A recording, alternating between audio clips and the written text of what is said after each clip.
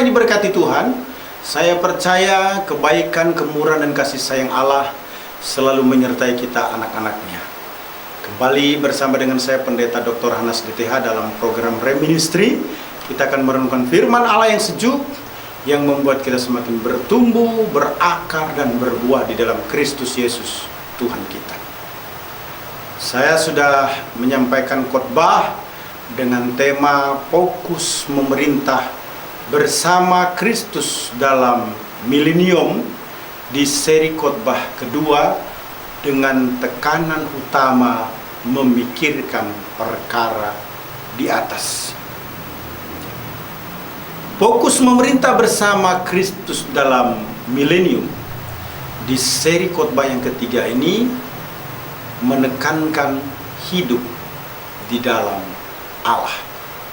Perhatikan Kolose 3 ayat 3 sampai dengan ayat keempat menyatakan demikian. Sebab kamu telah mati dan hidupmu tersembunyi bersama dengan Kristus di dalam Allah. Apabila Kristus yang adalah hidup kita menyatakan diri kelak, kamu pun akan menyatakan diri bersama dengan Dia dalam kemuliaan. Hidup di dalam Allah menurut Matthew Henry adalah mengasihi Allah, sekalipun kita belum pernah melihat Allah. Sebagaimana dijelaskan dalam 1 Petrus 1 ayat 8. Sekalipun kamu belum pernah melihat Dia, namun kamu mengasihinya. Kamu percaya kepada Dia, sekalipun kamu sekarang tidak melihatnya. Kamu bergembira karena sukacita yang mulia dan yang tidak terkatakan. Mengapa demikian, saudara-saudara? Sebab melihat Allah akan terjadi secara eskaton pada waktu kedatangan Kristus kedua kali. Petrus menjelaskan tentang mengasihi Allah di dalam Alkitab. Paulus menjelaskan, Yohanes menjelaskan, dan banyak lagi pemimpin-pemimpin rohani menjelaskan hal tersebut. Mari kita perhatikan Kolose 3 ayat yang ketiga. Kamu telah mati. Ini adalah ungkapan metafora yang didasarkan atas baptisan untuk menggambarkan status baru orang percaya dalam Kristus. Orang percaya mati bagi dosa dan hidup bagi Allah. Mereka diingatkan untuk mengenali status baru mereka dalam Kristus dan meniru Kristus. Istilah tersembunyi dalam Kolose 3 ayat 3 dalam naskah Alkitab bahasa Yunani menggunakan kata kekruptai dari akar kata krupto, artinya bersembunyi, menutupi, merahasiakan. Istilah kekruptai merupakan verb indikatif perfect pasif. Kata kerja indikatif perfect pasif, artinya sungguh-sungguh telah disembunyikan. Orang percaya telah mati dalam Kristus dan telah tersembunyi di dalam Allah. Agama misteri dari periode Yunani Romawi menggunakan kata ini untuk merujuk kepada ritual inisiasi. Perhatikan baik-baik. Konsep ketersembunyian ini terkait dengan perlindungan dan juga kemuliaan yang dibagi sepenuhnya bersama dengan orang-orang percaya dengan Kristus yang belum terlihat bagi dunia. Perhatikan Kolose 3 ayat 4. Apabila Kristus yang adalah hidup kita menyatakan diri kelak, kamu pun akan menyatakan diri bersama dengan Dia dalam kemuliaannya. Saat ini Kristus adalah Kristus yang tersembunyi, atau Kristus yang belum pernah kita lihat. Namun ini menjadi penghiburan bagi kita, yaitu bahwa hidup kita tersembunyi bersama dengan Kristus dan tersimpan aman bersamanya. Seperti halnya kita mempunyai alasan untuk mengasihinya, sekalipun kita belum pernah melihat Dia. 1 Petrus 1 ayat 8 menyatakan hal itu. Nah, umat Allah, kita juga bisa memperoleh penghiburan dari sukacita yang masih belum kelihatan dan tersimpan di sorga bagi kita.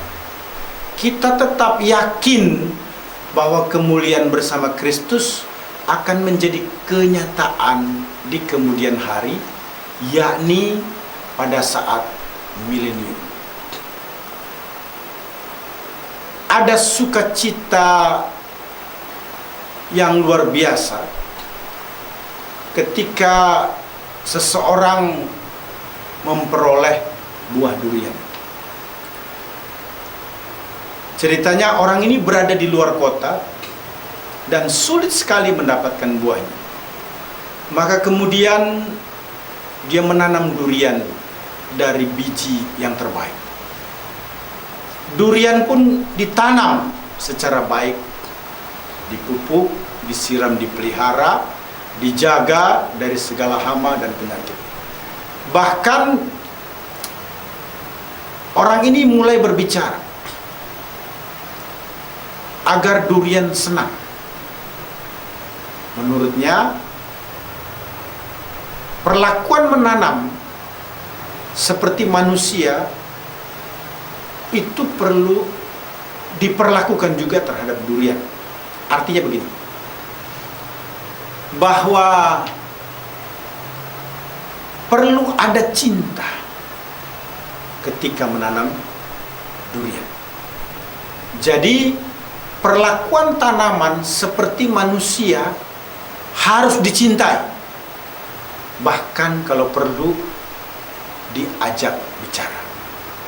Sesuatu yang tidak umum, tapi ini terjadi.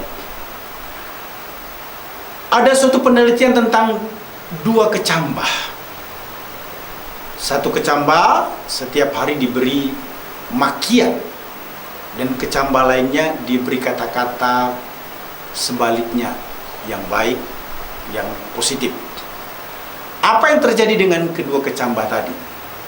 Kecambah pertama pertumbuhannya tidak maksimal, bahkan mati pada hari kesekian. Sebaliknya kecambah kedua ini tumbuh subur, saudara-saudara ya. Itu juga yang terjadi dengan buah durian tadi, yang akhirnya berbuah meskipun membutuhkan waktu yang cukup panjang. Karena buah ini adalah pohon yang perlu berakar, bertumbuh, dan akhirnya berbuah. Jika pada masanya kemudian durian ini tidak berbuah, barangkali lebih baik ditebang dan dijadikan kayu bakar. Buah durian dan kecambah, masing-masing pohonnya akan tumbuh dan berbuah, sangat dipengaruhi oleh perlakuan atau metode pemeliharaan manusia. Setiap orang percaya, saudara-saudara, wajib memberikan perlakuan atau menggunakan metode yang tepat untuk hidup di dalam Tuhan. Melakukan perintah firman Allah, yaitu mengasihi sesama seperti Tuhan mengasihi dirimu, adalah cara tepat untuk hidup di dalam Tuhan. Kasih Kristus nampak di dalam kehidupan atau hidup baru akan terlihat dari setiap perbuatan kita di dalam Kristus. Setiap orang percaya harus bertumbuh, berakar dan berbuah. Dari buahnya orang akan melihat bahwa kita tinggal di dalam Dia. Hidup di dalam Dia adalah tinggal di dalam Dia. Hidup sesuai kehendaknya. Maka dipastikan akan menghasilkan buah, menjadi berkat, dan bukan sebaliknya tidak berbuah. Sebagaimana dijelaskan dalam Yohanes 15 ayat 4 sampai dengan ayat ke-7. Tinggallah di dalam aku, dan aku di dalam kamu. Sama seperti ranting tidak dapat berbuah dari dirinya sendiri kalau ia tidak tinggal pada pokok anggur. Demikian juga kamu tidak berbuah jikalau kamu tidak tinggal di dalam aku. Akulah pokok anggur dan kamulah ranting-rantingnya. Barang siapa tinggal di dalam aku dan aku di dalam dia, ia berbuah banyak. Sebab di luar aku kamu tidak dapat berbuat apa-apa. Barang siapa tidak tinggal di dalam aku, ia dibuang keluar seperti ranting dan menjadi kering. Kemudian dikumpulkan orang dan dicampakkan ke dalam api lalu dibakar. Jikalau kamu tinggal di dalam aku dan firmanku tinggal di dalam kamu, mintalah apa saja yang kamu kehendaki dan kamu akan menerimanya. Menarik sekali. Pernyataan Yohanes 15 ayat 4 sampai 7 tersebut menjadi perhatian penting bagi kita untuk hidup di dalam Kristus. Umat Allah yang diberkati Tuhan Yesus Kristus fokus memerintah bersama Kristus dalam milenium, diraih dengan cara hidup di dalam Allah, yakni tinggal di dalam Dia atau mengikuti kehendak Tuhan, sehingga bertumbuh, berakar, dan berbuah di dalam Kristus. Umat Allah yang diberkati Tuhan fokus memerintah bersama Kristus dalam milenium. Kalau kita memperhatikan Kolose 3 ayat 1 sampai 4, ditunjukkan dengan 3 hal. Pertama, mencari perkara di atas. Salah satunya adalah kita harus fokus, rela membayar harga berapapun nilainya untuk memenangkan jiwa-jiwa bagi Kristus.